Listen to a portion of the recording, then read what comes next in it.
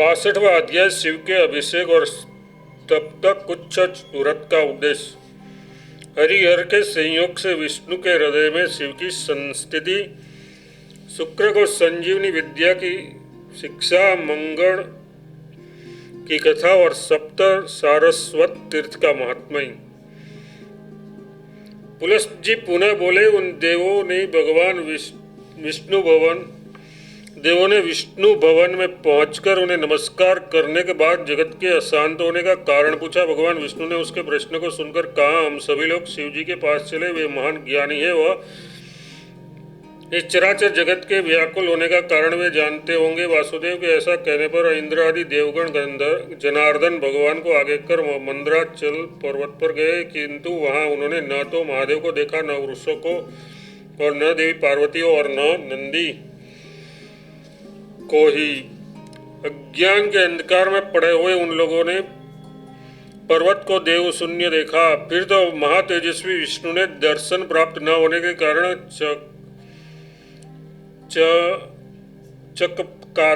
पकवाए हुए देवताओं को देखकर कहा, क्या आप लोग अपने सामने स्थित महादेव को नहीं देख रहे हैं? उन्होंने उत्तर दिया, हाँ, हम लोग गिरजापति देवेश को नहीं देख रहे हैं।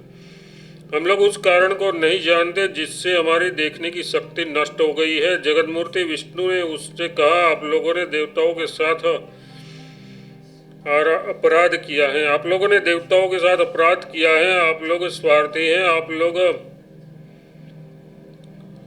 मृडानी का गर्भ नष्ट करने के कारण महापाप से ग्रस्त हो गए हैं। इसलिए शूलपाणी महादेव ने आप लोगों के सम्यक अवबोध को और विचार शक्ति को अपहत कर लिया है। इस कारण आप सब सामने स्थित शंकर को देखकर भी नहीं देख रहे हैं। अतः सब लोग विश्वास के साथ शरीर की पवित्रता और देवों का दर्शन प्राप्त करने के लिए तृप्त कुछ व्रत द्वारा पावन होकर स्नान करें। और वे हे देवताओं, महादेव को दूध से स्नान कराने के लिए 150 घड़े का प्रयोग करें। उसके अभिषेक के लिए दही के 64, घी के 32, पंचगव्य के शुद्ध 16 घड़ों का विधान कहा गया है। देवताओं, मधु का स्नान 8 घड़ों से तथा जल का स्नान इन सभी से दुगुना मतलब 240 घड़ों से कहा गया है। उसके बाद भक्ति पूर्वक देव को 108 बार गोरोचन, कुमकुम और चंदन का लेप करने का विधान है। फिर उन्हें भक्ति से मलई चंदन लगाना चाहिए। पूरे खिले हुए कमलों के सदस्य बिल्वपत्र, धतूर एवं हरि चंदन से उसकी अर्चा होनी चाहिए। पूर्ण खिलते हुए मंदार और हर श्रृंगार चढ़ाकर पूजा करनी चाहिए। फिर अगरू, केसर या काले चंदन एवं चंदन से धूप दे। उसके बाद ऋग्वेद में कथित पद और क्रम शैलियों से शतरुद्री का जप करना चाहिए। ऐसा करने से आप लोग देवेश्वर का दर्शन कर सकेंगे, अन्य किसी उपाय से नहीं। वासुदेव के ऐसा कहने पर देवताओं ने केशव से कहा, मधुसूदन, आप हमें तृप्त कुछ व्रत का विधान भी बताइए, जिसके करने से सदा के लिए काया शुद्ध हो जाती है। वासुदेव ने कहा, देवताओं, तप्त कुछ व्रत का विधान इस प्रकार है। 3 दिन 12 पल गरम जल पिए, 3 दिन 8 पल गरम दूध पिए, 3 दिन 6 पल गरम घी पिए एवं 3 दिन केवल वायु पीकर रहे। पुलिस जी बोले, इस प्रकार कहने पर इंद्र आदि देवताओं ने शरीर की शुद्धि के लिए तब तक कुछ चंद्रायण व्रत का एकांत अनुष्ठान किया। उसके बाद उस व्रत का पालन हो जाने पर देवता पाप से छूट गए। पाप से छूटकर देवताओं ने देवों के स्वामी वासुदेव से कहा, जगन्नाथ केशव, आप कृपया ये बताइए कि शंभु किस स्थान पर अवस्थित है, जिन्हें हम लोग दूध आदि के अभिषेक से विधिपूर्वक स्नान कराए। उसके बाद विष्णु ने देवताओं से कहा, देवताओं, मेरे शरीर में ये शंकर संयुक्त होकर स्थित है, क्या आप लोग नहीं देख रहे हैं? उन लोगों ने विष्णु से कहा कि हम लोग तो आप में त्रिपुर नाशक शंकर को नहीं देख रहे हैं। सुरेशान, आप सच बताइए कि महेश किस स्थान पर स्थित है। उसके बाद अव्यात्मा मुरारी विष्णु ने देवताओं को अपने हृदय कमल में विश्राम करने वाले शंकर के लिंग का दर्शन करा दिया। उसके बाद देवताओं ने क्रमशः दूध आदि से उस नित्य स्थित एवं अक्षय लिंग को स्नान कराया। फिर उन लोगों ने गोरोचन और सुगंधित चंदन का लेपन कर बिल्वपत्रों और कमलों से भक्तिपूर्वक यथाविधि उन देव की पूजा की। उसके बाद देवों ने प्रेम पूर्वक धूपदान कर परम शुद्धि भंग आदि को समर्पित किया। फिर शंकर के 108 नाम का जप करने के बाद उन्हें प्रणाम किया। सभी देवता ये विचारने लगे कि सत्व गुण की प्रधानता से विष्णु एवं तमोगुण की अधिकता से आविर्भूत शिव में एकता किस प्रकार हुई। देवताओं के विचार को जानकर अविनाशी व्यापक भगवान सभी शुभ लक्षणों से युक्त एवं सब प्रकार की आयुधों को धारण करने वाले विश्व मूर्ति हो गए। महर्षि फिर तो देवताओं ने एक ही शरीर में कान में सर्प के कुंडल पहने, सिर पर आपस में चिपक के लंबे बाल के जटारूप जटाजुट बांधे, गले में सर्प के हार लटकाए, हाथ में पिनाक शूल आजव धनुष खड्वांग धारण किए तथा घंटा से युक्त वाघांबर धारण करने वाले त्रिनेत्रधारी वृषभ ध्वज महादेव और साथ ही कमंडल के धारण करने कमल के कुंडलधारी गरुड़ ध्वज हार और पीतांबर पहने, हाथों में चक्र सी हल संग धनुष टंकार सी ध्वनि करने वाले शंख को लिए गुड़ाकेश विष्णु को देखा। उसके बाद सर्वव्यापी अविनाशी प्रभु को नमस्कार है। इस प्रकार कहकर ब्रह्मादि देवताओं ने उन हरि एवं शंकर को एक रूप अभिन्न समझा। देव के स्वामी भगवान विष्णु उन देवताओं को समान हृदय वाला समझ उन्हें साथ लेकर शीघ्र अपने आश्रम कुरुक्षेत्र में चले गए। उसके बाद उन लोगों ने जल के भीतर पवित्र स्थाणुभूत उन देवेश महादेव को देखा। उन्हें देखकर स्थाणवे नमः, स्थाणु को नमस्कार है, ये कहकर वे सभी वहीं बैठ गए। उसके बाद इंद्र ने कहा, जगन्नाथ अतिथि प्रिय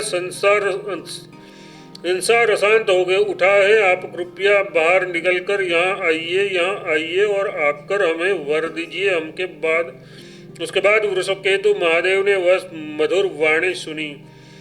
फिर उसे सुनकर वे सर्वव्यापी परम विशुद्ध शंकर वेग से उठ खड़े हुए। उन्होंने हंसते हुए सभी देवताओं को नमस्कार है ऐसा कहा। इंद्र आदि देवताओं ने जल से ऊपर आए हुए उन शंकर को और अधिक विनय भाव से प्रणाम किया।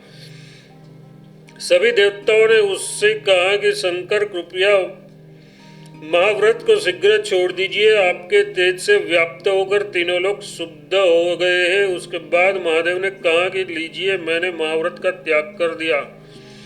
तत्पश्चात देवता प्रसन्न हो गए और शांतचित्त होकर स्वर्ग चले गए। मुने तो भी समुद्र द्वीप और पर्वतों सहित पृथ्वी कांप रही थी। तब स्वयं रुद्र ने सोचा कि अब पृथ्वी क्यों शुद्ध हो रही है। फिर त्रिशूल धारण करने वाले शंकर कुरुक्षेत्र में चारों ओर विचरण करने लगे। उन्होंने औधवती के किनारे तपस्या करते तपोनिधि उष्णा को देखा। उसके बाद देवाधिदेव शंकर ने उससे कहा, विप्रा, आप जगत को शुद्ध करने वाला तप क्यों कर रहे हैं, उसे मुझे शीघ्र बताइए। उष्णा ने कहा, आपकी आराधना प्रसन्नता प्राप्ति की इच्छा से मैं महान तप कर रहा हूँ। त्रिनयन, मैं मंगलमय संजीवनी विद्या को जानना चाहता हूँ। महादेव ने कहा, तपोधन, मैं भलीभांति की गई आपकी तपस्या से प्रसन्न हूँ, इसलिए आप संजीवनी विद्या को यथावत रूप से जान जाएंगे। शुक्राचार्य वर पाकर तपस्या से विरक्त हो गए। फिर भी सागर पर्वत वृक्ष आदि के साथ सारी पृथ्वी कांप रही थी। उसके बाद परम पावन महादेव सप्त सारस्वत में गए। वहां उन्होंने मंगण नाम के महर्षि को नाचते हुए देखा। वे बालक के समान भाव विभोर होकर दोनों हाथ फैलाकर वेग से उछल कर नाच रहे थे। उसके उछलने के वेग से आहत हो पृथ्वी पर्वतों सहित बड़े जोर से कांप रही थी, हिल रही थी। शंकर ने उसके पास जाकर एवं उनका हाथ पकड़कर हंसते हुए कहा, महर्षि, किस भावना से प्रभावित होकर एवं किस कारण से आप नाच रहे हैं?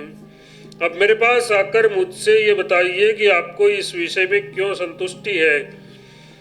उस ब्राह्मण ने कहा, द्विजेंद्र, आप मुझे जिस कारण से प्रसन्नता हो रहे हैं उसे सुनिए। शरीर को दुर्बल करने के लिए तपस्या करते हुए मेरे अनेक वर्ष बीत गए। अब मैं देखता हूं कि मेरे हाथ के घाव से साक्रस निकल रहा है। द्विजेंद्र, इसी प्रकार मुझे बहुत आनंद मिल रहा है और मैं भावविभोर होकर नृत्य कर रहा हूँ। शंभु ने उससे कहा, द्विज, मुझे देखो, चोट करने से ही मेरी अंगुली से अत्यंत स्वच्छ सफेद भस्म निकल रहा है, परंतु उससे मुझे तो उत्कृष्ट प्रसन्नता नहीं होती। आप निश्चय ही उन्मत्त हो गए हैं। महर्षि से शंकर की बात सुनकर और उसे मानकर मंगणक मुनि ने नृत्य करना छोड़ दिया और आश्चर्य सहित तथा विनम्र भाव से झुककर उनके चरणों में प्रणाम किया। शंभु ने उनसे कहा, द्विज, तुम अविनाशी ब्रह्म के दुर्लभ लोक को जाओ और वह एक श्रेष्ठ तीर्थ पृथुदक तीर्थ के सदस्य पृथ्वी में फल देने वाला सुप्रसिद्ध होगा। सुर, असुर, गंधर्व, विद्याधर और किन्नर लोग सदा यहाँ उपस्थित रहेंगे। ये श्रेष्ठ सारस्वत तीर्थ सदा धर्म का निधान एवं पापमल का अपहरण करने वाला होगा। यहाँ सुप्रभा, कांचनाक्षी, सुवेणु, कम, विमलोदका, मनोहरा, ओधवती, विशाला, सरस्वती नाम की 7 नदियां नित्य निवास करेगी। ये सभी पुण्य प्रदान करने वाली नदियां यज्ञिक सोमरस के पीने से होने वाले फल को देने वाली है। तुम भी कुरुक्षेत्र में अत्यंत उत्तम मूर्ति स्थापित करके परम पवित्र सुदुर्गम ब्रह्मलोक में जाओगे। महादेव के इस प्रकार कहने पर जितेंद्रिय तपस्वी मंगल मुनि ऋषि कुरुक्षेत्र में मूर्ति स्थापित करके ब्रह्मलोक चले गए। मंगणक ऋषि के चले जाने पर पृथ्वी शांत हो गई। महादेव जी भी अपने पवित्र निवास स्थान मंदर पर्वत पर चले गए। पुलस्त जी ने कहा, द्विज, मैंने तुमसे ये बतलाया कि उस समय शंकर के तपस्या हेतु जाने के कारण शून्य उनकी उपस्थिति से रहित पर्वत पर जाकर दुष्टमती अंधक ने जिस कारण से देवी से युद्ध किया। इस प्रकार श्री वामन पुराण में 62वां अध्याय समाप्त हुआ।